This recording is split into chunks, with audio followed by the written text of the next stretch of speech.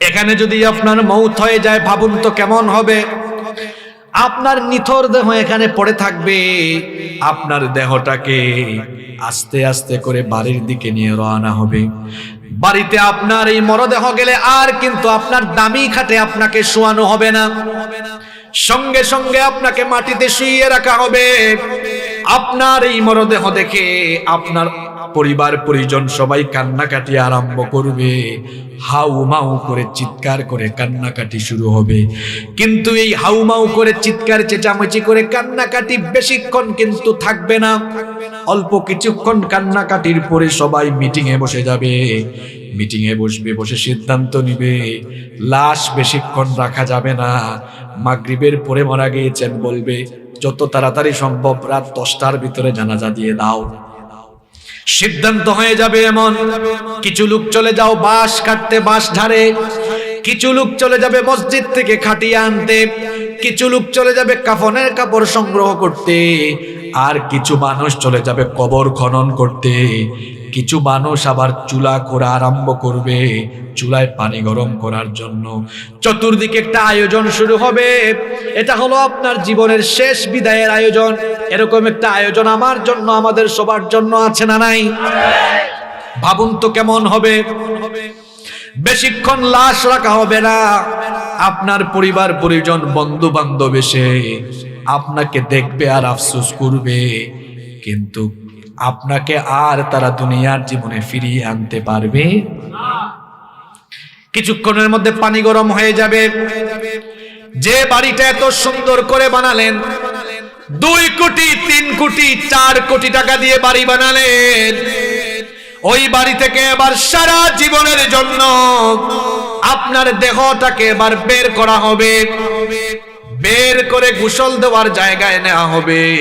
গোসল দেওয়ার জায়গায় নিয়ে সেখানে এবার খুব সাধারণ সাবান দিয়ে গোসল দেওয়া হবে। আপনি ধনী মানুষ, দামি দামি ব্র্যান্ডের শাওয়ার জেল, দামি দামি ব্র্যান্ডের সোপ দিয়ে, দামি দামি ব্র্যান্ডের সাবান দিয়ে আপনি গোসল করেছেন, এবার আপনাকে গোসল দেওয়া হবে খুব নরমাল সাবান দিয়ে। গোসল যখন কমপ্লিট হয়ে যাবে, এত দামি দামি ব্র্যান্ডের কাপড় চোপড় শরীর থেকে খুলে ফেলা হবে, সাদা কাফন দিয়ে পেঁচায় ফেলা হবে। সাদা কাফন দিয়ে পেঁচিয়ে এরপরে মসজিদ থেকে আনা খাটিয়ার মধ্যে ল্যাপ নাই, তুষক নাই, ম্যাট্রেস নাই, কিছুই নাই, ওই খাটিয়ার উপরে আপনার নিথর দেহটা ফেলে রাখা হবে। কিছুক্ষণের জন্য আপনার মাথার দিক থেকে কাফনের কাপড় খুলে দেওয়া হবে, যাতে করে পরিচিত জনরা শেষবারের জন্য দেখে নেয়। শেষবারের মতো দেখা কমপ্লিট হয়ে গেলে এত টাকা দিয়ে বানানো বাড়ি, এই বাড়ি থেকে এবার সবাই আপনাকে চিরদিনের জন্য বিদায় দিয়ে দিবে। কোনোদিন আর এই বাড়িতে আপনার দেহ ঢুকবে না, আপনাকে ওই বাড়ি থেকে বের করে দেওয়া হবে। এবার খাটিয়া নিয়ে জানাজার মাঠে যাওয়ার পরে আর তো মাত্র কিছুক্ষণ, জানাজা দেওয়ার পরে কবরটাও প্রস্তুত, কবরে যাওয়া হবে। সারা জীবন আপনি পরিষ্কার পরিচ্ছন্ন পরিপাটি বিছানায় ঘুমিয়েছেন, এবার কবরে গিয়ে দেখা যাবে খুব অল্প ন্যারো 3.5 হাত কবর খনন করা হয়েছে, সেখানে আপনাকে শুইয়ে দেওয়া হবে। কোনো বিছানা নাই, টাইলস নাই, কিচ্ছু নাই। আরে ওই কবর পোকামাকড়, কীট পতঙ্গ, ধুলাবালু যুক্ত, কাদামাটি যুক্ত জায়গা, সেখানে আপনার লাশটা শুইয়ে দিয়ে এরপরে বাঁশের ছাউনি দিয়ে আস্তে আস্তে করে মাটি চাপা দেওয়া হবে। যে ছেলে মেয়ের জন্য নামাজ আদায় করেন নাই, যে চাকরির জন্য, টাকা ইনকামের জন্য, ক্ষমতার জন্য এত কিছু করলেন, আজ আপনার বাড়ির জায়গায়, ছেলে মেয়ের জায়গায়, যে বিবিকে, যে স্ত্রীকে এত ভালোবাসতেন, বিবির জায়গায় কেউ আজকে আপনার সাথে, আরো জোরে বলেন, কেউ আপনার সাথে। সারা জীবন নামাজ ছেড়ে দিলে যে কবরে রাখা হয়েছে, মানুষ কবরে রেখে আসা মাত্রই এই কবর খুব ভালো জায়গা নয়। খবরদার খবরদার খবরদার, বেনামাজি হয়ে কবরে যাইয়েন না, কবর কিন্তু ভালো আচরণ করবে না। এই মাটির উপরে আপনি আজকে দম্ভ ভরে চলাফেরা করেন, মাটিতে পা ফেলে ফেলে হাঁটেন, এই মাটিতে একদিন চলে যাবেন। যখন আমরা লাশ নামায়া দেই তখন আমরা পড়ি মিনহা খালাকনাকুম ওয়া ফিহা নুঈদুকুম ওয়া মিনহা নুখরিজুকুম তারাতান উখরা। এটা অর্থ কি? এটা অর্থ হলো মিনহা খালাকনাকুম, এই মাটি থেকে তোমাকে সৃষ্টি করা হয়েছে, ওয়া ফিহা নুঈদুকুম, এই মাটিতে আজকে আবার তোমাকে ফিরিয়ে দেওয়া হচ্ছে। মাটিতে আপনি বহু ভবরে চলাফেরা করেছেন, খবরদার বেনামাজি হয়ে কবরে যাইয়েন না, নতুবা মানুষ যখন কবর দিয়ে উঠে যাবে কবরের দুই পাশের মাটি এমন একটা চাপ মারবে, এক পাশের পাজরে গিয়ে অন্য পাশের পাজরে এভাবে ঢুকে যাবে, কবরটাকে জাহান্নামের গর্তে পরিণত করে দেওয়া হবে। হাদিসে এসেছে কবরের মধ্যে সাপ দেওয়া হবে, সাপ কামড়াতে থাকবে, কবরের মধ্যে জাহান্নামের আগুন জ্বালিয়ে দেওয়া হবে। জাহান্নামের আগুনে কিন্তু আপনি পুড়তে পারবেন না, ওই জাহান্নামের আগুন সহ্য করতে পারবেন না, বরদাস্ত করতে পারবেন না। কবরের সেই ভয়াবহ আযাব থেকে বাঁচার জন্য কবরে যাওয়ার আগে 5 ওয়াক্ত নামাজি হওয়ার দরকার আছে না নাই? এজন্য আজান হলে নামাজে যান। ফজরের নামাজটাই তো আপনি আল্লাহর গোলামি দিয়া শুরু করতে পারেন না। কিছুক্ষণ আগেই বলেছিলাম আমাদেরকে সৃষ্টি করা হয়েছে কার গোলামের জন্য? আরো জোরে বলেন। যুবকদের কি হয়েছে, কথা বেরোয় না? কার গোলামের জন্য? আজান হলো ফজরের আজান। 5 ওয়াক্ত নামাজের মধ্যে সবচাইতে কঠিন নামাজটা হলো ফজরের নামাজ। কারণ শীতের দিনে ওই টাইমে ঠান্ডা লাগে বেশি, গরমের দিনে ওই টাইমে ঘুম লাগে বেশি। দেখবেন সামনে গরমকাল আসতেছে, সারা রাত যাদের বাসায় এসি আছে তারা তো গরম টের পায় না। এসিওয়ালা বাসায় যারা থাকেন সন্তানগুলোকে মাঝে মাঝে এসি ছাড়া রাখিয়েন, তাহলে গরিব মানুষের কষ্ট বুঝবে। যাদের বাড়িতে এসি নাই তারা জানে রাত 2টা 3টা পর্যন্ত 4টা পর্যন্ত গরমের কারণে ঘুম আসে না। আর লোডশেডিং হইলে তো আরো অবস্থা খারাপ। দেখা যায় ফজরের আজানের আধা ঘন্টা আগে একটু ঠান্ডা ঠান্ডা লাগে, কোমল বাতাস নির্মল বাতাস বয়ে যায়, তখন ঘুম খুব বেশি বেশি লাগে, ঠিক কিনা? ওই সময়টা হলো পরীক্ষার সময়। তখন মুয়াজ্জিন সাহেব মসজিদে বলেন আসসালাতু খায়রুম মিনান নাওম, ঘুমের চাইতে নামাজ উত্তম। আর শয়তান আপনাকে কানের কাছে এসে বলে নামাজের চাইতে ঘুম উত্তম, তুই ঘুমা। তখন যদি আপনি ঘুমায়া থাকেন চুপ থাকবেন না। সবাই বলেন নামাজে না গিয়ে যদি শয়তানের কথা মতো ঘুমায়া থাকেন, বলেন তো গোলামি হলো আল্লাহর না শয়তানের? আপনার কি একটু লজ্জাও লাগে না, একটু কি শরমও লাগে না? প্রতিটা দিন ফজরের নামাজ ছাইরা দিয়া আপনি মানুষের সুরত দইরা শয়তানের গোলাম হয়ে বসবাস করছেন।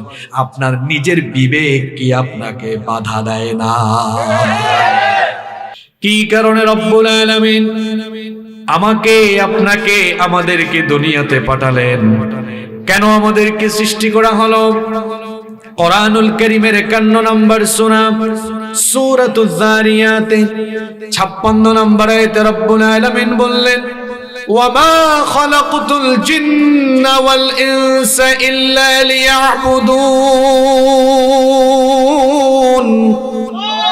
আল্লাহ তাআলা বলছেন আমি জিন আর মানব জাতিকে সৃষ্টি করেছি শুধুমাত্র আমার গোলামির জন্য, আমার ইবাদতের জন্য। আমাদেরকে একমাত্র যার গোলামির জন্য সৃষ্টি করা হয়েছে, গলার আওয়াজটা বড় করে বলেন তিনি কে? আমাদেরকে আল্লাহর গোলামির জন্য পৃথিবীতে পাঠানো হয়েছে। এখন আমরা কি সত্যিকারার্থে আল্লাহর গোলামি করছি, নাকি আমরা আল্লাহর গোলামি থেকে বিচ্যুতির পথে চলে গিয়েছি? সেটা আমাদের ভাবা দরকার। আমরা যে আল্লাহর গোলাম, এই গোলামির বেস্ট এক্সাম্পল, সবচাইতে সেরা নমুনা পাওয়া যায় যে ইবাদতের ভিতরে। সে ইবাদতের নাম হচ্ছে সালাত। সে ইবাদতের নাম কি? সালাত, যেটাকে আমরা নামাজ বলি। কিছুক্ষণ আগে মাগরিবের নামাজ চলে গেল না? এই নামাজ হলো আল্লাহর গোলামি সবচাইতে সুন্দর নমুনা। আমরা যে গোলাম, গোলামির ভাবখানা নামাজে যেমন প্রকাশ পায়, অন্য কোনো ইবাদতে সেরকম প্রকাশ পায় না। দেখুন, আমরা যখন নামাজে দাঁড়াই, আমরা যে গোলামের মতোই দাঁড়াই। যখন আমরা নামাজে দাঁড়াই, মাথাটা নত করে দিই কার ভয়ে? আল্লাহ বললেন যখন দাঁড়াও কিভাবে দাঁড়াবো শোনো। আল্লাহ বলেছেন ওয়াকুমু লিল্লাহি কানিতিন, বিনয়ী হয়ে দাঁড়াও, মাথা নত করে দাও, কারণ তোমার ভাবখানা যেন মালিক মালিক না লাগে, তুমি গোলাম। এজন্য আমরা যখন নামাজে দাঁড়াই গোলামের মতো মাথা নত করে দেই, আসামির মতো দাঁড়াই। যখন আমরা নামাজে দাঁড়াই, আমাদের হাতগুলো কান পর্যন্ত কিংবা কাঁধ বরাবর উঠায়া, একজন আসামি যেমন পুলিশের সামনে স্যালেন্ডার করে, আমরাও নামাজে দাঁড়ানোর সময় হাত দুইটা তুলে গুনাহগার অবস্থায় আমরাও গোলামের মতো স্যালেন্ডার করে মালিকের সামনে দাঁড়িয়ে যাই। বলেন, এত সুন্দর গোলামের নমুনা অন্য কোনো ইবাদতে আছে? বলেন, আছে? কিভাবে আমাদের সব অহংকার মাটির সাথে মিশে যায়। আমরা দাঁড়ানোর সময় স্যালেন্ডার করে দাঁড়ালাম, এরপরে কিছুক্ষণ পর আমরা আমাদের মাথা ঝুঁকালাম, রুকুতে গিয়ে আমরা আমাদের মালিকের সামনে, রবের সামনে নিজেদের মস্তকটা অবনমিত করে দিলাম। আবার আরো কিছুক্ষণ পর রুকু থেকে মাথা উঠায়া সাজদায় যখন আমরা চলে যাই, সাজদায় যাওয়ার পরে একেবারে নাক আর কপাল মাটিতে লাগিয়ে আল্লাহর কুদরতি চরণে সাজদা দিই, গোলামির সর্বোচ্চ বহিঃপ্রকাশ আমরা ঘটিয়ে দেই। কথা বুঝতেছেন আমার? এই যে গোলামির এত সুন্দর নমুনা, এটা নামাজ ছাড়া অন্য কোনো ইবাদতে পাওয়া যায় না। আমাদের জন্য প্রত্যেক দিন 5 ওয়াক্ত নামাজ যিনি ফরজ করেছেন তিনি কি? এই নামাজ হলো এমন একটা ইবাদত, নামাজ হলো ইসলামের ইবাদতের মাথা। আস-সালাতু হিয়া রাসুল ইবাদা, নামাজ হলো ইবাদতের মাথা। মাথা ছাড়া যেমন মানুষের পূর্ণাঙ্গ পরিচয় পাওয়া যায় না। দেখুন, আমি আপনাদেরকে উদাহরণ দেওয়ার জন্য বলছি, আমার দিকে তাকান। আশেপাশে সব জ্বলে পুড়ে ছাই হয়ে যাক, এখন ওদিকে মনোযোগ নাই, আমার দিকে তাকান। কথা অল্প বলবো, কিন্তু অল্প কথার ভেতরে যা বলা দরকার তা বলে ফেলবো ইনশাআল্লাহ। এই যে আমরা এখানে আছি, উদাহরণ দেওয়ার জন্য বলছি। মনে করুন আমাদের প্রত্যেকের মাথা কেটে ফেলা হলো। মাথা কেটে ফেলার পরে যদি আমাদের বুক থেকে পা পর্যন্ত নিথর দেহ পড়ে থাকে, বলেন তো মাথা ছাড়া বুক থেকে পা পর্যন্ত শুধু দেহ, দেহ দিয়ে কি কোনো মানুষের পূর্ণাঙ্গ পরিচয় পাওয়া যাবে নাকি? মাথা ছাড়া যেমন শুধু দেহ দিয়ে পূর্ণাঙ্গ পরিচয় পাওয়া যায় না, ঠিক তেমনি ভাবে নামাজ বাদ দিয়ে ওয়াজ মাহফিলের আয়োজন করে, ওয়াজ মাহফিলে বক্তা হয়ে, শ্রোতা হয়ে, মসজিদ কমিটিতে থেকে বড় আলেম হয়ে, কিংবা মাদ্রাসার ছাত্র হয়ে, অথবা ব্যবসা করে, বাণিজ্য করে, যে কোনো কাজ করে মুসলমানিত্বের পরিচয় দেওয়া যায় না।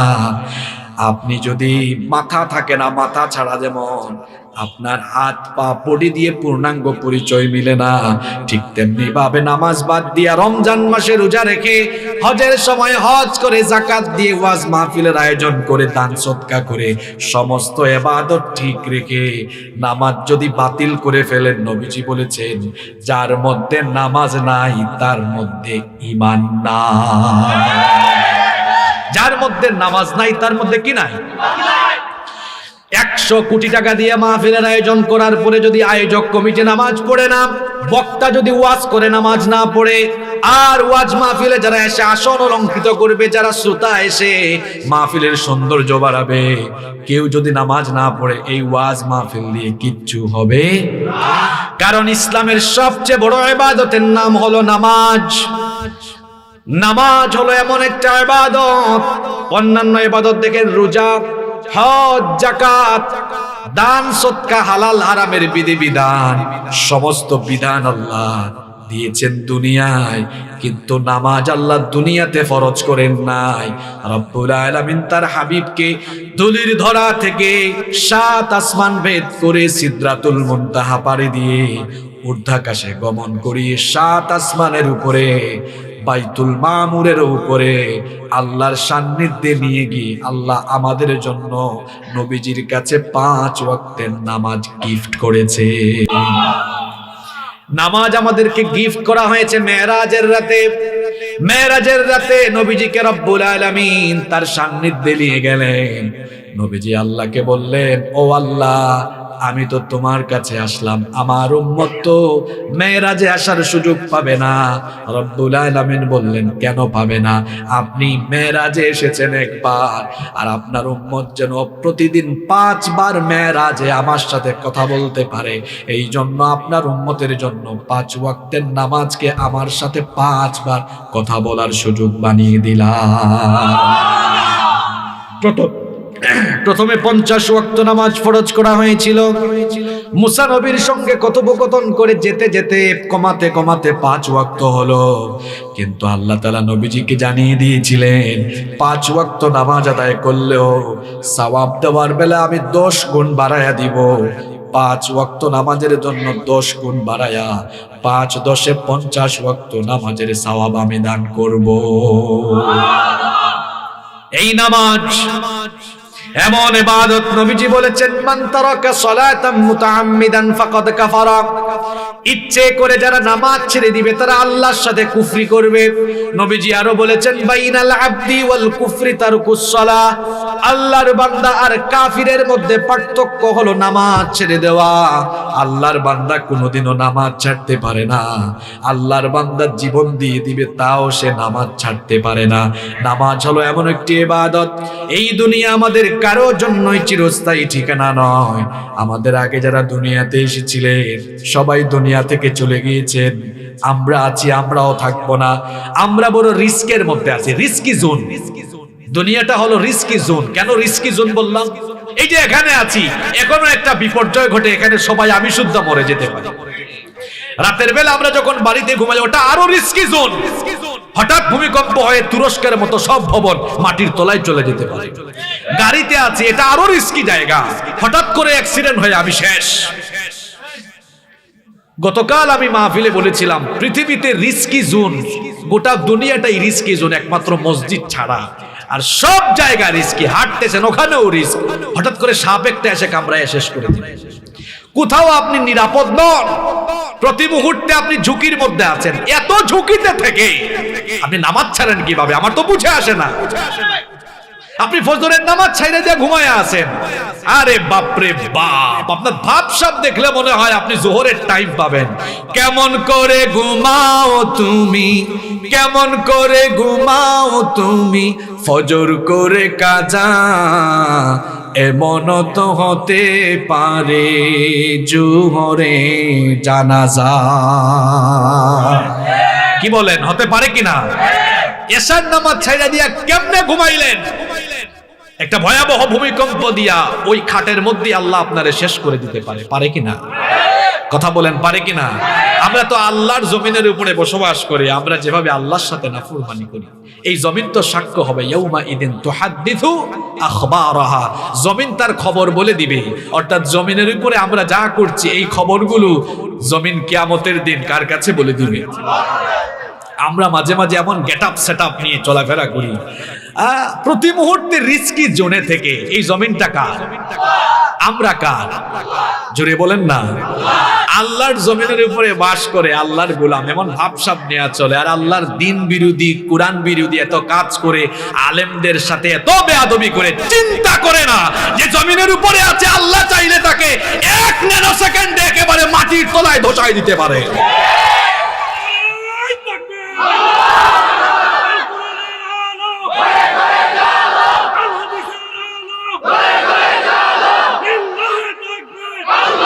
সম্পদের অহংকার কইরেন না। কারণ তার সম্পদ সুদ্ধা জমিনের নিচে চলে গেছে।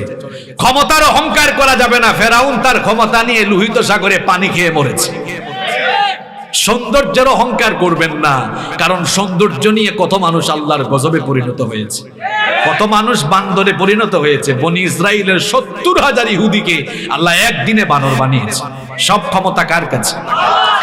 খবরদার নামাজ ছাইরেন না, নামাজ ছাইরেন না। কারণ আমরা যখন এই দুনিয়া ছেড়ে চলে যাব হাসরের মাঠে, আমরা আল্লাহর সামনে দাঁড়াবো, এ ব্যাপারে কি কোনো সন্দেহ আছে নাকি? হাসরের মাঠে আমরা যখন দাঁড়াবো, সবার আগে আল্লাহ নামাজের কথা আমাদেরকে জিজ্ঞেস করবেন। সর্বপ্রথম আল্লাহ নামাজের হিসাব চাইবেন। আল্লাহ জিজ্ঞেস করবেন, হে বান্দা, তুমি যতদিন দুনিয়াতে ছিলে তুমি কি 5 ওয়াক্ত নামাজ আদায় করেছো কিনা? আপনার নামাজের হিসাবে গন্ডগোল থাকলে ফেরেশতারা ডান্ডা বেরি লাগাবে, শিকল পড়াবে। কত কত হাত লম্বা শিকল শুনেন। আল্লাহ বলেছেন, সুম্মা ফি সিলসিলাতিন যারু সুম্মা ফি সিলসিলাতিন, আল্লাহ বলেছেন 70 যিরাআন ফাসলুকু, 70 গজ লম্বা শিকল দিয়ে বেঁধে এরপরে টেনে হিচড়ে জাহান্নামে নেওয়া হবে। জাহান্নামের আগুন কি আপনারা সহ্য করতে পারবেন নাকি? নামাজ ছাড়ার আগে একটু রান্না করে যাইয়েন, অথবা কোথাও আগুন লাগাইয়েন। আগুন জ্বালায়া একটু নিজের হাতখানা আগুনে দিবেন। 20 সেকেন্ড একটু রাখার চেষ্টা করবেন, পারবেন না। এই আগুনের চাইতে জাহান্নামের আগুন আরো 69 ভাগ বেশি দহন শক্তি সম্পন্ন। কারণ নবীজি বলেছেন, দুনিয়ার আগুন হলো জাহান্নামের আগুনের 70 ভাগের 1 ভাগ। এই 70 ভাগের 1 ভাগ এই স্বাভাবিক আগুন। এখানে যদি আপনাকে ফেলা হয়, 1-2 মিনিটও আপনি বাঁচতে পারবেন না, চলে পুড়ে শেষ। এর চাইতে আরো 69 ভাগ বেশি দহন শক্তি সম্পন্ন জাহান্নামের সেই কঠিন আগুনে পুড়তে হবে যদি নামাজ ছেড়ে দেন। ওই আগুন থেকে বাঁচার জন্য দুনিয়াতে আমাদের নামাজি হওয়ার দরকার আছে না নাই? শুনেন শুনেন, বেনামাজিদেরকে রব্বুল আলামিন কিয়ামতের দিন কেমন শাস্তির সম্মুখীন করবেন। নামাজ ছাড়ার আগে কথাগুলো ভালো করে শুনেন। কিয়ামতের দিন হাসরের মাঠে যখন সব মানুষ আল্লাহর সামনে উপস্থিত হবে, আল্লাহ তাআলা উপস্থিত সমবেত সবাইকে বলবেন, তোমরা আমাকে সাজদা দাও।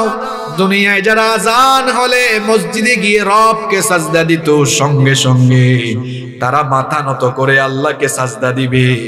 কিন্তু দুনিয়ায় যারা বেনামাজি ছিল তারা পিঠ নোয়াতে পারবে না, কাঠের মতো শক্ত হয়ে যাবে, চেষ্টা করলেও তারা সাজদা দিতে পারবে না। কথাগুলো আমার নয়, রব্বুল আলামিন কোরআনুল কারীমের 68 নম্বর সূরা সূরাতুল কলমের 42 নম্বর আয়াতে বলছেন, ইয়াউমা ইউকশাফু আন সাকিন ওয়া ইউদআউনা ইলাস সুজুদি ফালা ইয়াস্তাতিউন। সেদিন কঠিন সময় যখন মানুষকে সাজদা দিতে বলা হবে, বেনামাজিরা তখন সাজদা দিতে পারবে না। যখন তারা সাজদা দিতে পারবে না, আল্লাহ বলছেন, খাশিয়াতান আবসারুহুম, তাদের চক্ষুটা অবনমিত হয়ে যাবে। ওয়া তারহাকুহুম যিল্লাহ, যিল্লতিতে বেজ্জতিতে তারা পড়ে যাবে। তারা তাদের পিঠ নোয়াতে পারবে না, পিঠ কাঠের মতো শক্ত হয়ে যাবে। এর কারণ সম্পর্কে আল্লাহ বলছেন, ওয়াকাদ কানু ইউদআউনা ইলাস সুজুদি ওয়া হুম সালিমুন। এর কারণ হলো দুনিয়াতে তারা যতদিন ছিল ততদিন তারা বেনামাজি ছিল। এই বেনামাজি গুলো আল্লাহকে কিয়ামতের দিন সাজদা দিতে পারবে না। এই বেজ্জতি থেকে আমাদেরকে বাঁচার জন্য দুনিয়াতে নামাজি হওয়ার দরকার আছে না নাই? খবরদার নামাজ ছাড়বেন না, নামাজ ছাড়বেন না। কারণ জাহান্নামের আগুন আপনি সহ্য করতে পারবেন না। কি করে নামাজ ছেড়ে দেন, কবরে কখন যাবেন সেটাও তো আপনি জানেন না। হঠাৎ করে আপনার মৌত হয়ে যেতে পারে, মৌতের কোনো গ্যারান্টি নাই। কাপড়ের গ্যারান্টি আছে, জুতার গ্যারান্টি আছে, কিন্তু মৌতের কোনো ওয়ারেন্টিও নাই, গ্যারান্টিও নাই। এটা হঠাৎ চলে আসে, পারমিশন নিয়ে আসে না। ফাইদা জাআ আজালুহুম লা ইস্তাখিরুনা সাআতান ওয়া লা ইস্তাকদিমুন। এই মৃত্যুর সময় আসলে বিলম্ব করা হবে না, সঙ্গে সঙ্গে দেহ থেকে প্রাণ পাখি উড়াল দিয়ে দিবে। দুনিয়া ছেড়ে আপনাকে চলে যেতে হবে। আপনি টাকা ইনকামের জন্য, ক্ষমতার জন্য, আপনি আপনার পড়ালেখার জন্য, দায়িত্বের জন্য নামাজ আদায় করেন না। কিন্তু দেখা যাবে আপনি মারা যাওয়ার পরে আপনার দায়িত্ব, আপনার টাকা পয়সা, সন্তান সন্ততি, ঘর বাড়ি কোনো কিছু কাজে লাগবে? শুধু কাজে লাগবে আপনার আমল। ইয়াউমা লা ইয়ানফাউ মালু ওয়ালা বানুন, ধন সম্পদ সন্তান সন্ততি কিচ্ছু কাজে লাগবে না। একটু ভাবুন, উপলব্ধি করুন, এত টাকা খরচ করে মাহফিলের আয়োজন করলেন, নিজের জীবন নিয়ে আজকে চিন্তা করুন। এই যে আমি সহ আমরা সবাই এখানে বসলাম, আমরা বাড়িতে ফিরতে পারবো এর কি কোনো নিশ্চয়তা আছে নাকি? আমি হাসিবুর রহমান বাসা থেকে বের হয়েছি, বাসায় আমার লাশ যেতে পারে, আমি বাসায় নাও যেতে পারি, আপনিও বাসা থেকে এসেছেন, বাসায় আর আপনি নাও যেতে পারেন, আপনার লাশ ঢুকতে পারে। কি বলেন, এরকম হতে পারে কি পারে না? ভাবুন তো একবার, একটু উপলব্ধি করুন, একটু চিন্তা করুন, মন দিয়ে শুনুন। এখানে যদি এই মুহূর্তে আপনার মৌত হয়, এই মুহূর্তে এখানে আপনার আমার মৌত হওয়া স্বাভাবিক ব্যাপার না অস্বাভাবিক ব্যাপার? খুব স্বাভাবিক ব্যাপার।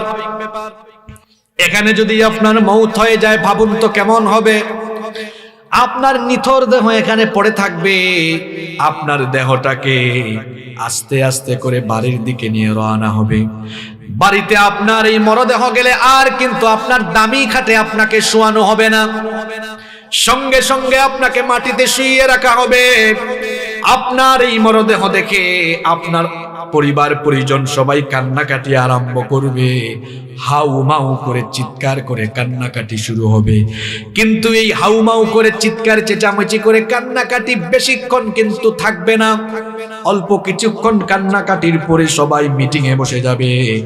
মিটিং এ বসবে, বসে সিদ্ধান্ত নিবে লাশ বেশিক্ষণ রাখা যাবে না, মাগরিবের পরে মারা গিয়েছেন বলবে যত তাড়াতাড়ি সম্ভব রাত 10টার ভিতরে জানাজা দিয়ে দাও। সিদ্ধান্ত হয়ে যাবে এমন। কিছু লোক চলে যাও বাঁশ কাটতে, বাঁশ ঝাড়ে, কিছু লোক চলে যাবে মসজিদ থেকে খাটিয়ে আনতে, কিছু লোক চলে যাবে কাফনের কাপড় সংগ্রহ করতে, আর কিছু মানুষ চলে যাবে কবর খনন করতে, কিছু মানুষ আবার চুলা করা আরম্ভ করবে, চুলায় পানি গরম করার জন্য। চতুর্দিকে একটা আয়োজন শুরু হবে। এটা হলো আপনার জীবনের শেষ বিদায়ের আয়োজন। এরকম একটা আয়োজন আমার জন্য, আমাদের সবার জন্য আছে না নাই? ভাবুন তো কেমন হবে। বেশিক্ষণ লাশ রাখা হবে না, আপনার পরিবার পরিজন বন্ধু বান্ধব এসে আপনাকে দেখবে আর আফসোস করবে, কিন্তু আপনাকে আর তারা দুনিয়ার জীবনে ফিরিয়ে আনতে পারবে না। কিছুক্ষণের মধ্যে পানি গরম হয়ে যাবে। যে বাড়িটা এত সুন্দর করে বানালেন, 2 কোটি 3 কোটি 4 কোটি টাকা দিয়ে বাড়ি বানালেন, ওই বাড়ি থেকে এবার সারা জীবনের জন্য আপনার দেহটাকে এবার বের করা হবে। বের করে গোসল দেওয়ার জায়গায় নেওয়া হবে। গোসল দেওয়ার জায়গায় নিয়ে সেখানে এবার খুব সাধারণ সাবান দিয়ে গোসল দেওয়া হবে। আপনি ধনী মানুষ, দামি দামি ব্র্যান্ডের শাওয়ার জেল, দামি দামি ব্র্যান্ডের সোপ দিয়ে, দামি দামি ব্র্যান্ডের সাবান দিয়ে আপনি গোসল করেছেন, এবার আপনাকে গোসল দেওয়া হবে খুব নরমাল সাবান দিয়ে। গোসল যখন কমপ্লিট হয়ে যাবে, এত দামি দামি ব্র্যান্ডের কাপড় চোপড় শরীর থেকে খুলে ফেলা হবে, সাদা কাফন দিয়ে পেঁচায় ফেলা হবে। সাদা কাফন দিয়ে পেঁচিয়ে এরপরে মসজিদ থেকে আনা খাটিয়ার মধ্যে ল্যাপ নাই, তুষক নাই, ম্যাট্রেস নাই, কিছুই নাই, ওই খাটিয়ার উপরে আপনার নিথর দেহটা ফেলে রাখা হবে। কিছুক্ষণের জন্য আপনার মাথার দিক থেকে কাফনের কাপড় খুলে দেওয়া হবে, যাতে করে পরিচিত জনরা শেষবারের জন্য দেখে নেয়। শেষবারের মতো দেখা কমপ্লিট হয়ে গেলে এত টাকা দিয়ে বানানো বাড়ি, এই বাড়ি থেকে এবার সবাই আপনাকে চিরদিনের জন্য বিদায় দিয়ে দিবে। কোনোদিন আর এই বাড়িতে আপনার দেহ ঢুকবে না। আপনাকে ওই বাড়ি থেকে বের করে দেওয়া হবে। এবার খাটিয়া নিয়ে জানাজার মাঠে যাওয়ার পরে আর তো মাত্র কিছুক্ষণ, জানাজা দেওয়ার পরে কবরটাও প্রস্তুত, কবরে যাওয়া হবে। সারা জীবন আপনি পরিষ্কার পরিচ্ছন্ন পরিপাটি বিছানায় ঘুমিয়েছেন, এবার কবরে গিয়ে দেখা যাবে খুব অল্প ন্যারো 3.5 হাত কবর খনন করা হয়েছে, সেখানে আপনাকে শুইয়ে দেওয়া হবে। কোনো বিছানা নাই, টাইলস নাই, কিচ্ছু নাই। আরে ওই কবর পোকামাকড়, কীট পতঙ্গ, ধুলাবালু যুক্ত, কাদামাটি যুক্ত জায়গা, সেখানে আপনার লাশটা শুইয়ে দিয়ে এরপরে বাঁশের ছাউনি দিয়ে আস্তে আস্তে করে মাটি চাপা দেওয়া হবে। যে ছেলে মেয়ের জন্য নামাজ আদায় করেন নাই, যে চাকরির জন্য, টাকা ইনকামের জন্য, ক্ষমতার জন্য এত কিছু করলেন, আজ আপনার বাড়ির জায়গায়, ছেলে মেয়ের জায়গায়, যে বিবিকে, যে স্ত্রীকে এত ভালোবাসতেন, বিবির জায়গায় কেউ আজকে আপনার সাথে, আরো জোরে বলেন, কেউ আপনার সাথে। সারা জীবন নামাজ ছেড়ে দিলে যে কবরে রাখা হয়েছে, মানুষ কবরে রেখে আসা মাত্রই এই কবর খুব ভালো জায়গা নয়। খবরদার খবরদার খবরদার, বেনামাজি হয়ে কবরে যাইয়েন না। কবর কিন্তু ভালো আচরণ করবে না। এই মাটির উপরে আপনি আজকে দম্ভ ভরে চলাফেরা করেন, মাটিতে পা ফেলে ফেলে হাঁটেন, এই মাটিতে একদিন চলে যাবেন। যখন আমরা লাশ নামায়া দেই তখন আমরা পড়ি মিনহা খলাকনাকুম ওয়া ফিহা নুঈদুকুম ওয়া মিনহা নুখরিজুকুম তারাতান উখরা। এটা অর্থ কি?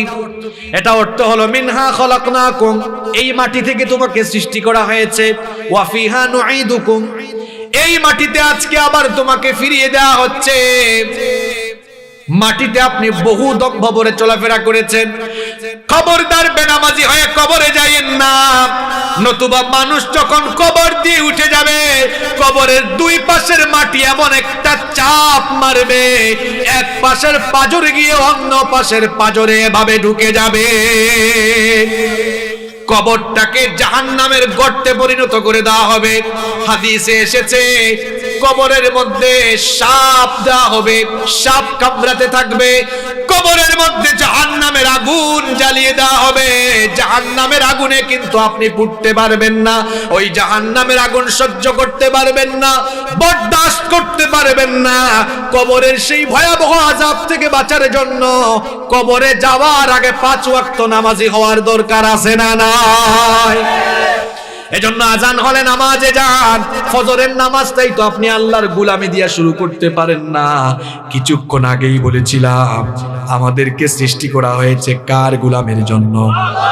আরো জোরে বলেন। যুবকদের কি হয়েছে, কথা বেরোয় না? কার গোলামের জন্য? আজান হলো ফজরের আজান। 5 ওয়াক্ত নামাজের মধ্যে সবচাইতে কঠিন নামাজটা হলো ফজরের নামাজ। কারণ শীতের দিনে ওই টাইমে ঠান্ডা লাগে বেশি, গরমের দিনে ওই টাইমে ঘুম লাগে বেশি।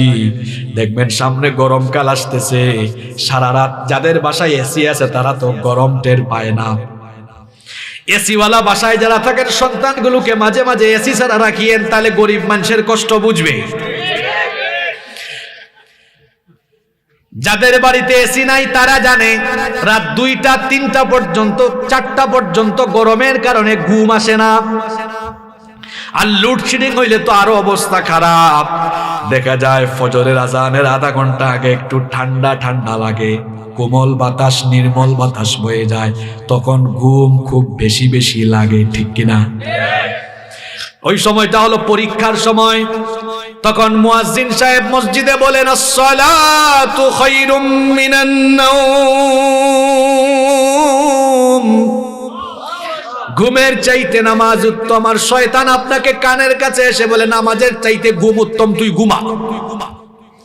তখন যদি আপনি ঘুমায়া থাকেন, চুপ থাকবেন না। সবাই বলেন নামাজে না গিয়ে যদি শয়তানের কথা মতো ঘুমায়া থাকেন, বলেন তো গোলামি হলো আল্লাহর না শয়তানের? আপনার কি একটু লজ্জাও লাগে না? একটু কি শরমও লাগে না? প্রতিটা দিন ফজরের নামাজ ছাইরা দিয়া আপনি মানুষের সুরত দইরা শয়তানের গোলাম হয়ে বসবাস করছেন। আপনার নিজের বিবেক কি আপনাকে বাধা দেয় না? সিএনজির পিছনে দেখছি লেখা থাকে বিবেক মানুষের সর্বোচ্চ আদালত। এটা হাদিস নয়, কথা সত্য, কথা বাস্তবিক। তো বিবেক যদি মানুষের সর্বোচ্চ আদালত হয়েই থাকে, আপনাকে আল্লাহ বানাইলেন আল্লাহর গোলামের জন্য, আর ঘুম থেকে আপনি উঠেই শয়তানের কথা মাইনে আর শয়তানের গোলামি করলেন, আপনি নিজেকে আল্লাহর গোলাম আর দাবি করবেন কিভাবে? হায়া শরমত না যাব। এভাবে 5 ওয়াক্তের নামাজ চলে যায়, আমাদের কোনো আফসোস নাই। সবচেয়ে দুঃখ লাগে এদের জন্য যারা 5 ওয়াক্তের নামাজ ছাইরা দিয়া আফসোস করে না। কিন্তু এই দুনিয়াতে আমরা বহু মানুষ দেখেছি, যদি তাকবীরে উলা ছুটে যায় সারাটা দিন শুধু আফসোস করে। তাকবীরে উলা বুঝেন তো? এক লোক নামাজে আসলে তার আফসোসই লাগে না, আর আরেক লোক 5 ওয়াক্ত নামাজ পড়ে কিন্তু কোনো কারণে তাকবীরে উলা ছুটে গিয়েছে, আফসোস করে। দুই মানুষ কি একরকম? দুইজন তো একরকম নয়। 5 ওয়াক্ত নামাজ ছাড়ার পরেও যাদের অনুশোচনা আসে না, এই মানুষগুলোর কলিজার মধ্যে একেবারে শয়তানের প্রতারণার জাল বিস্তার করে ফেলেছে। এই লোকটা শয়তানের এমন মুরিদ হয়েছে, শয়তান তাকে তার অন্যতম খলিফা বানিয়ে ফেলেছে। এজন্য 5 ওয়াক্ত নামাজ ছাড়লেও তার আফসোস লাগে না, অথচ এই নামাজের হিসাব সর্বপ্রথম কিয়ামতে নিবেন কে? ফজর যায় ঘুমে আপনার, জোহর যায় অফিসে আদালতে কাজে কর্মে, আসরের নামাজ যায় ঘুমায়া, কিংবা আড্ডা দিতে দিতে মাগরিব যায় তামাশা করতে করতে, এশার নামাজ চলে যায় বন্ধু বান্ধবদের সাথে থাকতে থাকতে। এজন্য আমার জাতীয় কবি খুব সুন্দর লিখেছেন, ঘুমাইয়া কাজা করেছ ফজর, তখনও জাগনি যখন জোহর, হেলায় খেলায় কেটেছে আসর, মাগরিবের ওই শুনিয়া যান, এখনো জামাতে হওরে শামিল, এখনো এর সাথে আছে স্থান, বাজিছে দামামা বাদরে আমামা, শির উঁচু করি মুসলমান, দাওয়াত এসেছে নয়া জামানার, ভাঙা কেল্লায় রে নিশান। আল্লাহ ঠিক কইয়েন না, কথাগুলো ভাবেন আমাদের দেশে ঠিক ঠিক বলা ফ্যাশন হয়ে গেছে। এটা ঠিক না, এটা ভাবার কথা বলেছে। কি লিখেছেন দেখেছেন, ঘুমাইয়া কাজা করেছ ফজর, তখনও জাগনি যখন জোহর, হেলায় খেলায় কেটেছে আসর, মাগরিবের ওই শুনিয়া যান, এখনো জামাতে হও শামিল, এখনো এর সাথে আছে স্থান। কি সুন্দর লিখেছেন। যুবকরা মনে মনে ভাবছে, হুজুর আমরা বুড়া হই, এরপরে নামাজ আদায় করব, বুড়া হবে, এটা কে তোমাকে বলেছে? কিছুদিন আগে আমার বাড়ির পাশের বাড়িতে আমার চেয়ে বয়সে 10 বছরের ছোট ছেলে হঠাৎ করে মরে গিয়েছে। তাহলে বোঝা গেল দুনিয়াতে আসার সিরিয়াল আছে, কিন্তু যাওয়ার কোনো সিরিয়াল। যুবক ভাইদেরকে বলছি, ছাত্র ভাইদেরকে বলছি, মসজিদে নামাজের সামনের কাতার তোমরা ফিল আপ করে দিবা। কারণ হলো যৌবন বয়সে ইবাদত এর দাম কম না বেশি? এই যে আমার বাবাজান চাচাজান যারা আছেন, বুড়া বয়স হইলে দেখা যায় মাজায় ব্যথা, কোমরে ব্যথা, মেরুদণ্ডে ব্যথা, হাঁটুতে ব্যথা, ঠিক মতো রুকু দেওয়া যায় না, সাজদা দেওয়া যায় না, লম্বা সময় নামাজ আদায় করা যায় না। কিন্তু যৌবন বয়সে ফিজিক্যালি ফিট, সুন্দর করে রুকু দেওয়া যায়, সুন্দর করে সাজদা দেওয়া যায়, নামাজটা হয় সুন্দর। এই জন্য আল্লাহ খুশি হন কম না বেশি? একজন যুবক যখন আল্লাহকে সাজদা দেয় আল্লাহ এত খুশি হন। এই জন্য যুবকের যৌবন বয়সের ইবাদতের আল্লাহ তাআলা যৌবন বয়সের ইবাদতের পুরস্কার স্পেশালি দিবেন। বিখ্যাত হাদিসের 3টি গ্রন্থ বুখারী, মুসলিম, তিরমিজি, এই 3 গ্রন্থে হাদিস বর্ণিত হয়েছে। নবীজি বলেছেন, কিয়ামতের দিন 7 শ্রেণীর মানুষকে রব্বুল আলামিন আরশের ছায়ার নিচে জায়গা দিবেন। এর মধ্যে 1 শ্রেণীর মানুষ হলো ওয়াশাবুন নাশআ ফি ইবাদাতিল্লাহ।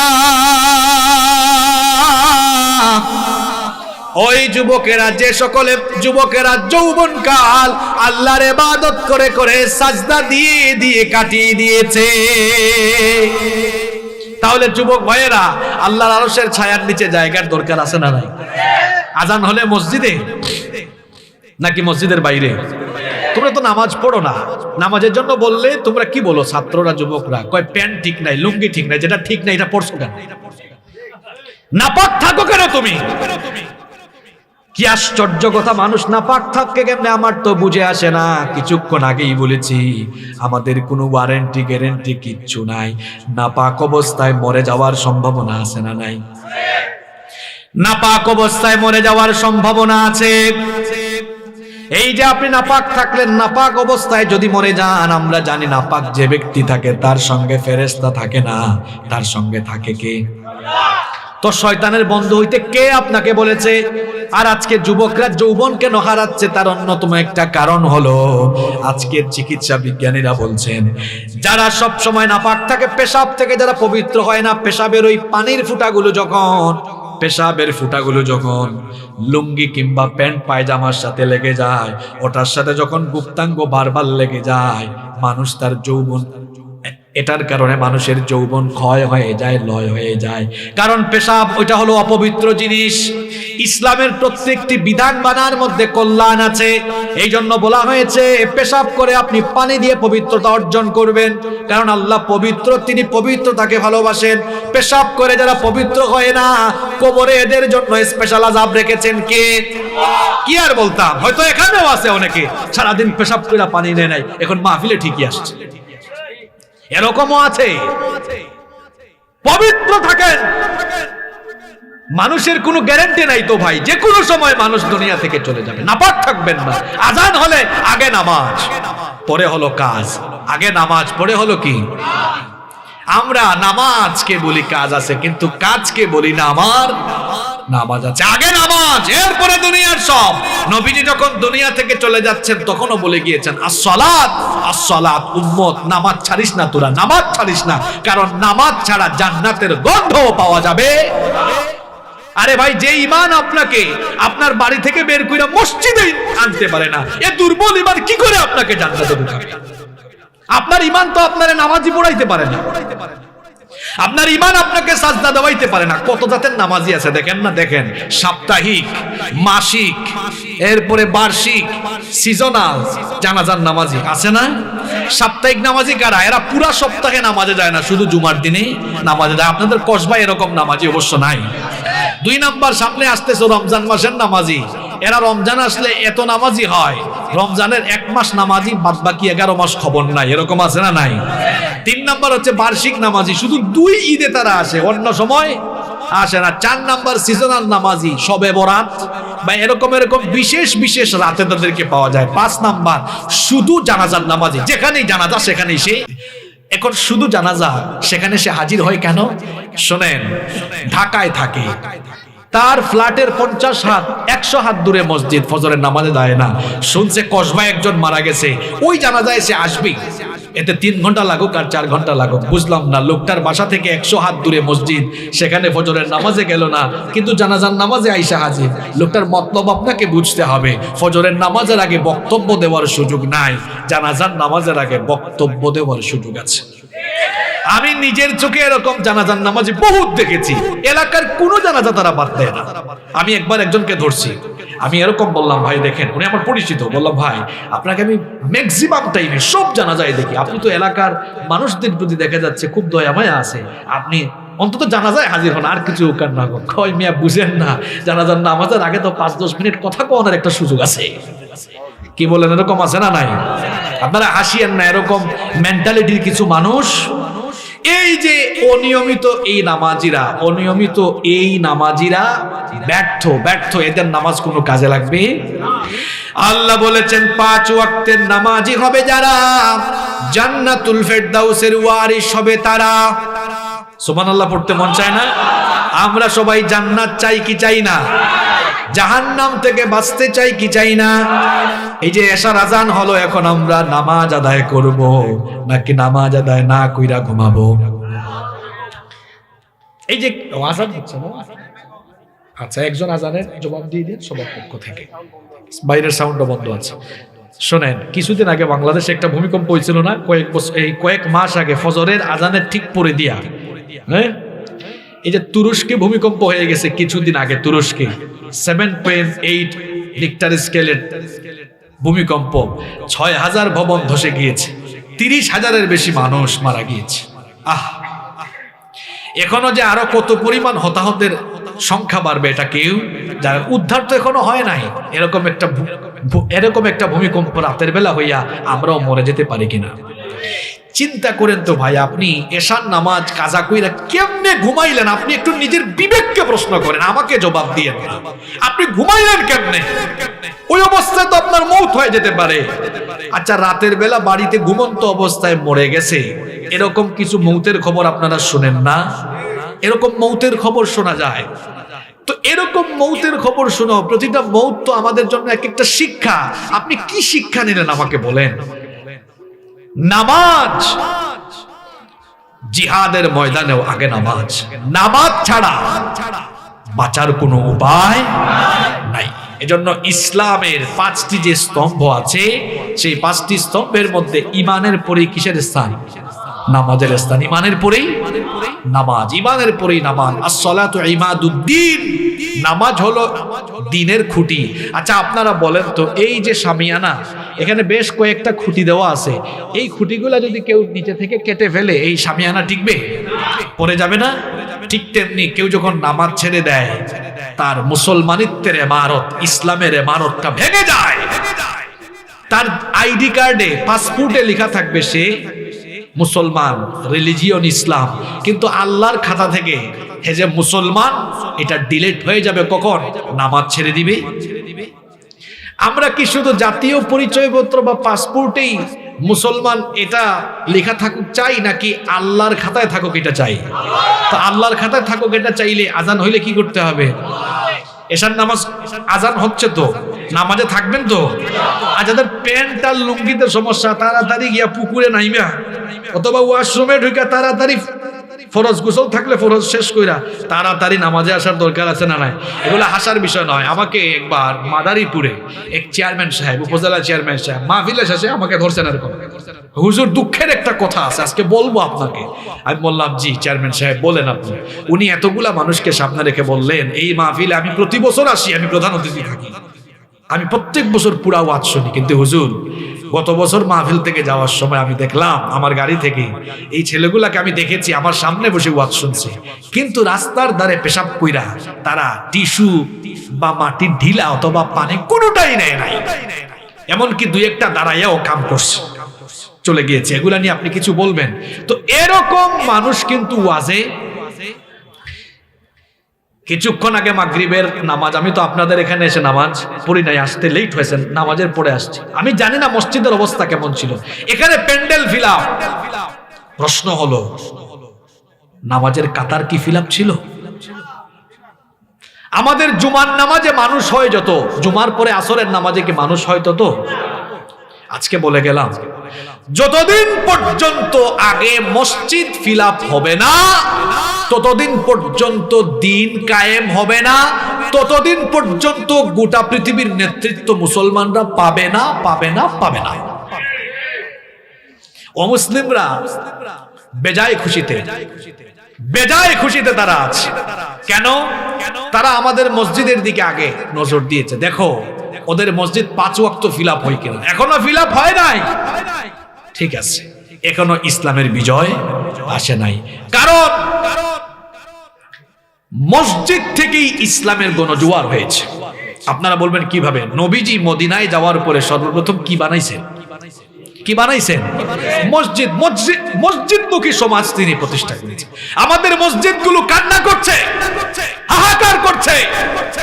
কোটি টাকার মসজিদ বানিয়েছি আমরা, কিন্তু ওই মসজিদের ভেতরে মুসল্লি আজ নাই। যুবকরা মসজিদে আসে না। যুবক ভাইয়েরা কখন মসজিদে আসবেন আপনি? আপনার সময় তো চলে যাচ্ছে। কিছু চাচারা দাড়ি লম্বা হয়ে গেছে, আপনি নামাজে আসেন না। বাবা, কবরের তো কাছাকাছি চলে এসেছেন।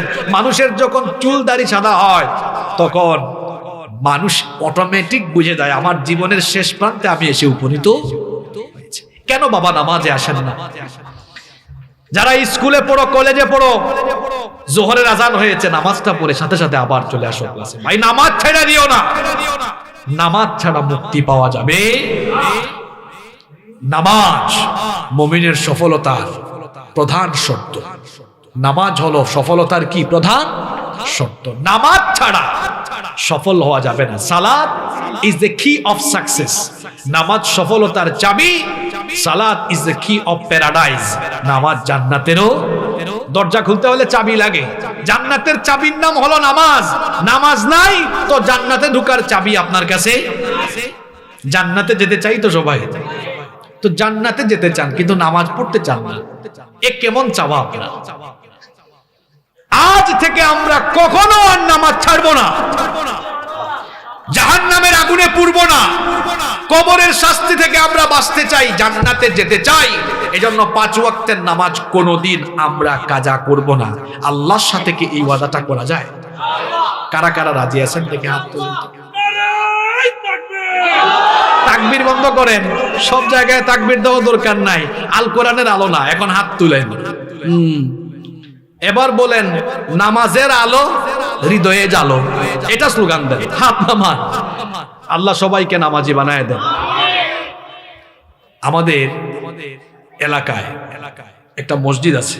আমি একবার নামাজে ঢুকছিলাম, এই কাহিনীটা বলে শেষ করব। গিয়া দেখি মুয়াজ্জিন আর ইমাম সাহেব তাকায় আছে। আমি বললাম, ভাই তাকায় আছেন কেন?